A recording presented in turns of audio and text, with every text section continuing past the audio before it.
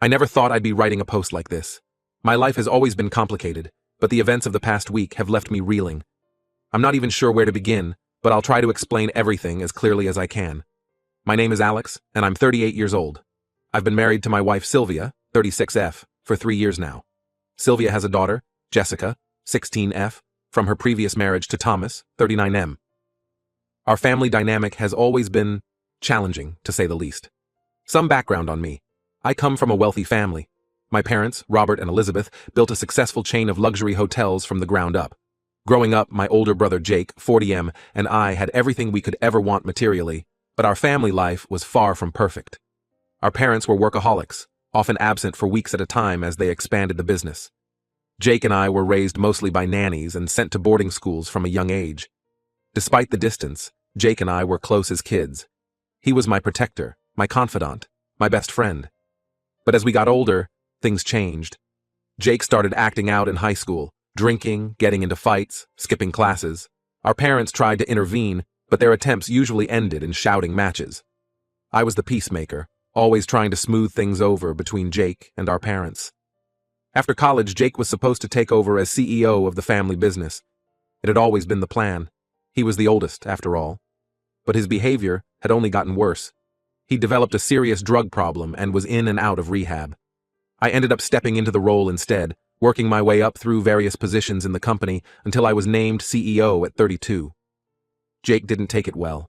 He accused me of scheming behind his back, of turning our parents against him.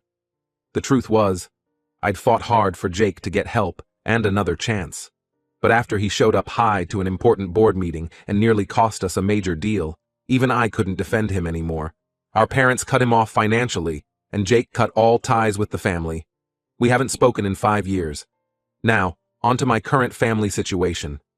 I met Sylvia 4 years ago at a charity gala. She was recently separated from Thomas and wasn't looking for a relationship, but we hit it off immediately. Sylvia is kind, intelligent, and grounded in a way that balances out my more high-strung tendencies. We dated for a year before getting married. Jessica was 13 when Sylvia and I got together, and she made it clear from day one that she wasn't happy about it. I understood. Her parents' divorce had been messy, and suddenly her mom was dating some rich guy she'd never met. I tried everything I could think of to bond with Jessica. I took an interest in her hobbies, tried to include her in family activities, even offered to help her with her homework. But nothing seemed to work. She'd give me one-word answers or just ignore me completely. I know I made mistakes too. Early on, I tried to impress Jessica by buying her expensive gifts, the latest phone, designer clothes, concert tickets. I realize now that probably came across as trying to buy her affection. I also know I can be intense and driven, traits that helped me succeed in business, but don't always translate well to family life. There were times I lost my patience with Jessica's attitude, leading to arguments with Sylvia about my parenting approach. Things between Jessica and me have been tense for years, but recently it seemed like we might be turning a corner. She actually initiated conversations with me a few times, asking about my day or commenting on a TV show we both watch. It wasn't much, but it felt like progress. Last week, Jessica asked me for money to go on a weekend trip with her friends. She said they were planning to go camping at a state park about 2 hours away. I was hesitant at first. Jessica had never asked me for anything before, always going to her mom or dad for money. But Sylvia thought it was a good sign that maybe Jessica was finally starting to accept me as part of the family. I agreed to give her the money, but I asked some basic questions about the trip. Who was she going with? Which campground were they staying at? Did they have all the necessary supplies? Jessica got irritated, saying I was being nosy and overprotective. She snapped that she wasn't a little kid and could handle a weekend away with friends. Not wanting to damage the fragile progress we'd made, I backed off and gave her the money without pressing further. But something about the whole situation felt off. Call it gut instinct or paranoia.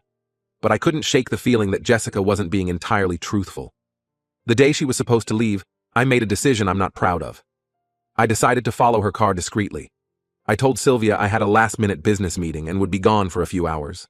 Then I waited down the street until I saw Jessica leave in her car. I followed her at a distance, expecting her to head towards the state park she'd mentioned. But she drove in the opposite direction, getting on the highway heading out of state. For hours, I followed Jessica's car, growing more confused and concerned with each mile. We were well past where she said she was going, and she was alone. No sign of the friends she was supposed to be meeting. Eventually, Jessica pulled over at a rest stop just across the state line. I parked a good distance away and watched as she got out of her car. A few minutes later, a black SUV pulled up next to Jessica's car. The driver got out, and I felt like I'd been punched in the gut. It was Jake, my estranged brother who I hadn't seen in 5 years, was meeting secretly with my stepdaughter. I watched in shock as Jessica handed Jake a large manila envelope. They talked for a few minutes, their body language tense. Then they got back in their cars and drove off in separate directions. I followed Jessica to a small motel where she checked in alone.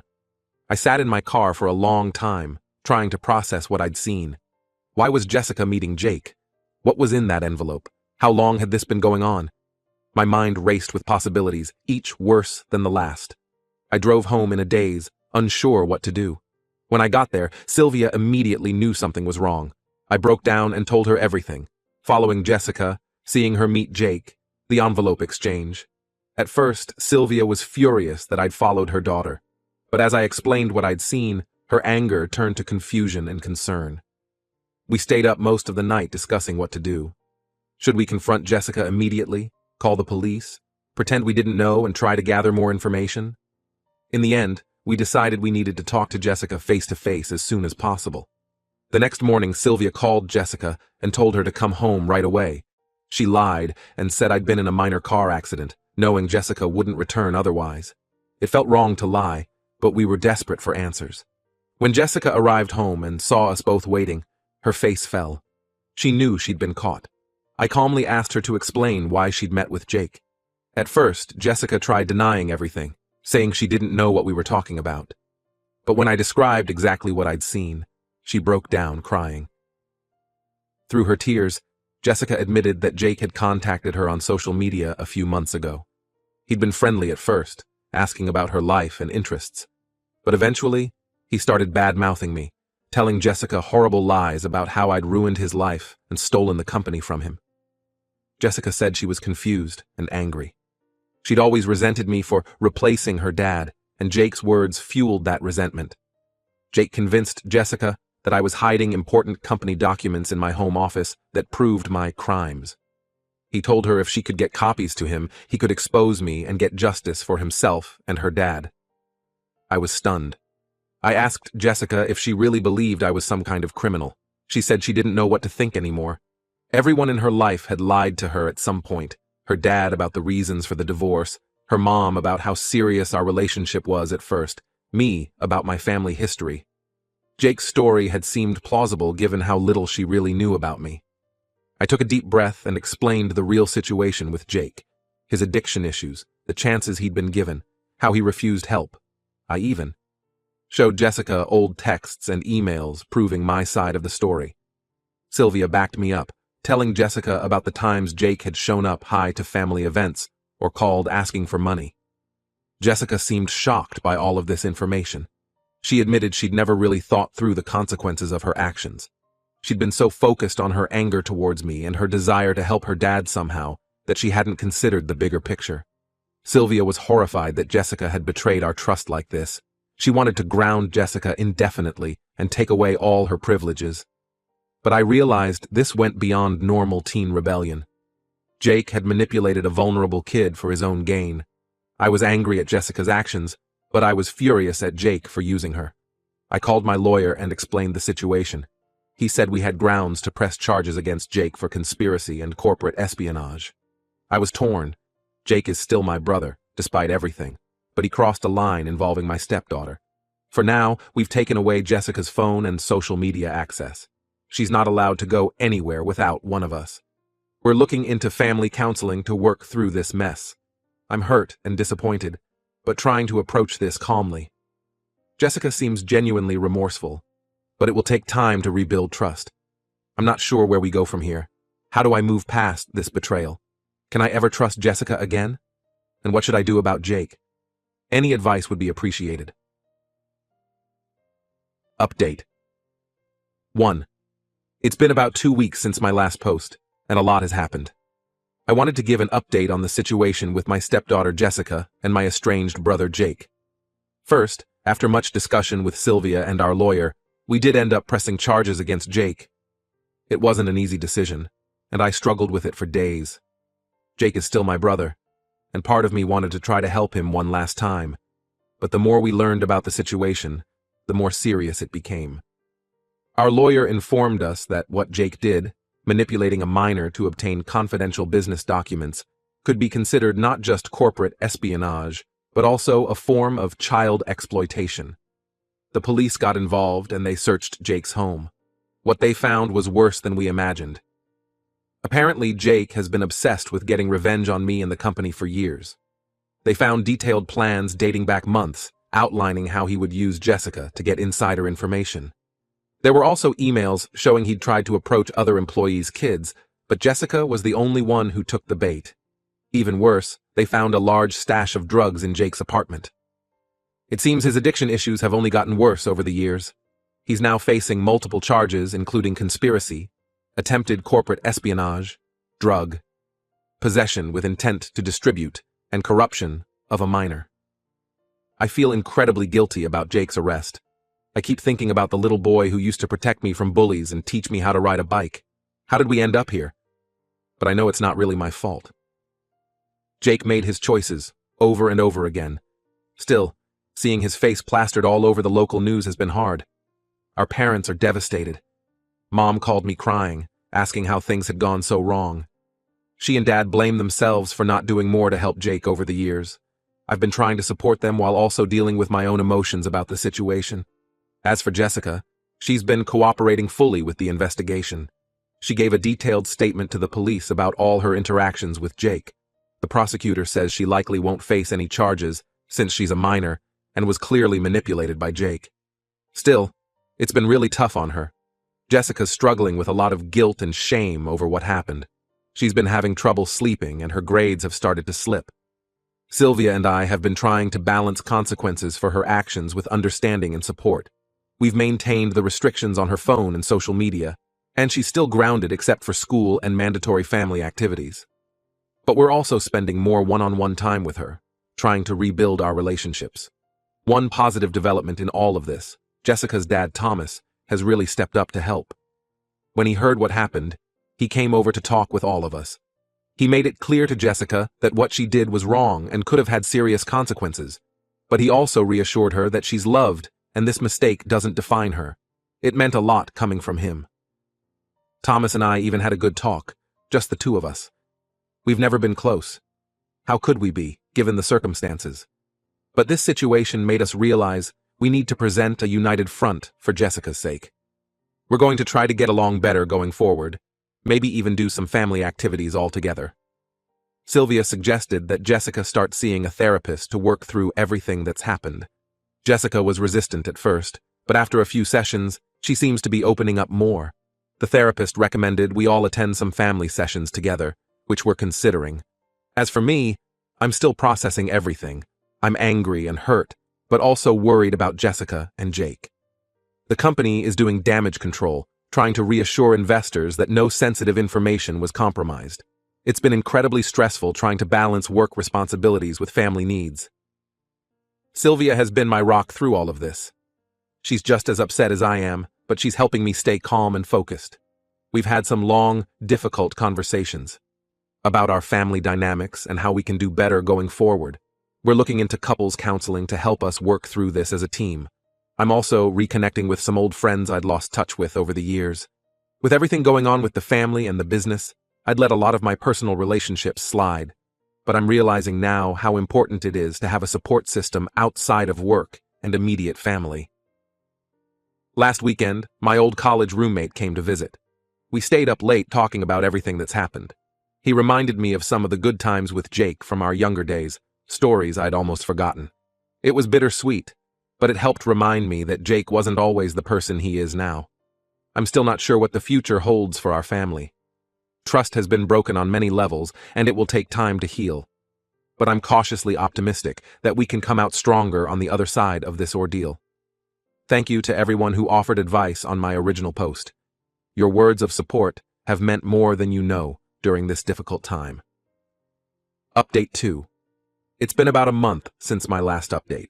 Things have settled into a new normal, but we're still dealing with the fallout from everything that happened with Jake and Jessica. Jake's case is moving forward through the legal system. He was denied bail due to the severity of the charges and his past history of drug use. His lawyer reached out about a possible plea deal, but nothing's been decided yet. I'm still struggling with mixed emotions about the whole thing.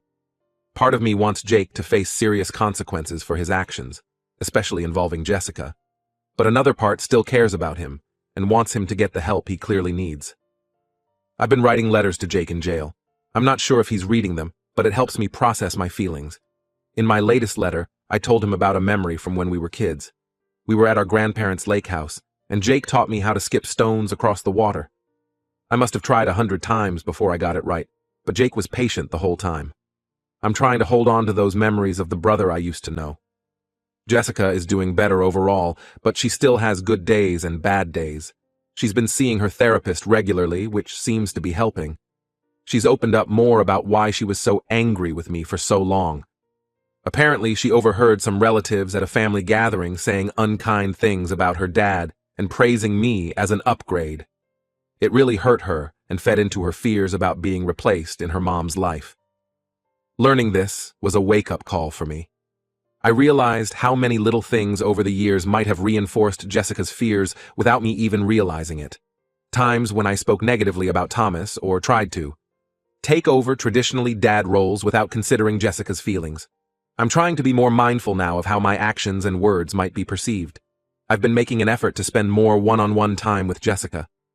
We've started going for walks together in the evenings. At first it was awkward and quiet, but gradually she's begun to open up more. She told me about her dream of becoming a veterinarian and her worries about getting into a good college. I realized there's so much about her life and thoughts that I never knew. Last week, Jessica asked if I would help her study for a big biology test. It was a small thing, but it felt like a huge step forward in our relationship. We spent a couple hours going over her notes together. I was impressed by how much she already knew. She just needed help organizing the information. It felt good to be able to support her in a practical way. Sylvia and I have been attending couples counseling to work on our communication and parenting strategies. It's been eye-opening to realize how differently we sometimes view situations with Jessica. We're learning to present a more united front while still respecting each other's parenting styles. It's not always easy, but I think it's making a difference. Work has been challenging. The board of directors called an emergency meeting to discuss the security breach. There was talk of asking me to step down temporarily while everything was investigated. Thankfully, my track record and quick action in reporting Jake's activities worked in my favor. I'm staying on as CEO, but we're implementing much stricter security protocols. One unexpected bright spot in all of this, my relationship with my parents has improved. They've been incredibly supportive throughout this ordeal. My mom even apologized for some of the things she'd said in the past that may have contributed to tension between me and Jake. It doesn't erase years of family drama, but it feels like a step in the right direction. Last weekend, we had a family dinner with Sylvia, Jessica, and Thomas. It was awkward at first, but as the evening went on, things relaxed a bit. Jessica even cracked a few jokes. Seeing her smile and laugh felt like a weight lifting off my chest. I know we have a long way to go, but moments like that give me hope. We're taking things day by day. Trust is slowly being rebuilt, but I know it will be a long process. I'm trying to focus on the positive changes and growth that have come out of this difficult situation, while also remaining realistic about the challenges ahead. Update 3. It's been about 3 months since everything happened with Jake and Jessica. I wanted to give one final update on how things have progressed. Jake accepted a plea deal last month. He'll be serving 18 months in prison, followed by mandatory rehab and probation. I wrote a letter to the judge asking for leniency and emphasizing Jake's need for addiction treatment. It was a difficult decision, but I hope this will be the wake-up call Jake needs to turn his life around. I visited Jake in jail last week. It was the first time we'd spoken face-to-face in years. The conversation was tense and emotional. Jake apologized for involving Jessica and admitted he needs help. He looked so much older and more worn down than I remembered. We're going to try to maintain contact while he's in prison, but I'm trying to manage my expectations. Jessica has made significant progress in therapy. She's working through her anger and resentment towards me, as well as her guilt over the incident with Jake. Last week, she asked if we could start having regular stepdad-stepdaughter days to work on our relationship. It was a small gesture, but it meant the world to me. We had our first outing last Saturday. We went to a local animal shelter to walk dogs, combining Jessica's love for animals with some volunteer work. It was nice to see her in her element, confidently handling even the most energetic dogs. We talked about her plans for veterinary school, and I offered to help her research programs. Sylvia and I have continued with couples counseling. We've had some tough conversations about our marriage and blended family dynamics. But we're communicating better than ever and feeling more united as parents. We've started having weekly family meetings where everyone can voice concerns or suggestions in a structured, respectful way. Work has finally calmed down. The new security measures are in place, and our investors have been reassured. I've been more open with the board about my family situation, which has led to some unexpected support and understanding. One board member even shared his own experiences with blended family challenges, which helped me feel less alone. As a family, we recently took a weekend trip to a nearby lake. It reminded me of summers spent at my grandparents' lake house with Jake. This trip was different, though. It was the first time in years that we all genuinely enjoyed each other's company without underlying tension. Jessica and I even joked around together, something that would have been unthinkable a few months ago. There's still a long road ahead of us. Trust is being rebuilt slowly, and we all have our moments of doubt or frustration. But overall, I'm cautiously optimistic about our future as a family. This ordeal has forced us to confront issues we'd been avoiding for years. In a strange way, Jake's actions may have ultimately brought us closer together. I want to thank everyone who offered advice and support throughout this journey. Your words helped more than you know during some very dark days. While our situation isn't perfect, I finally feel like we're on the right path.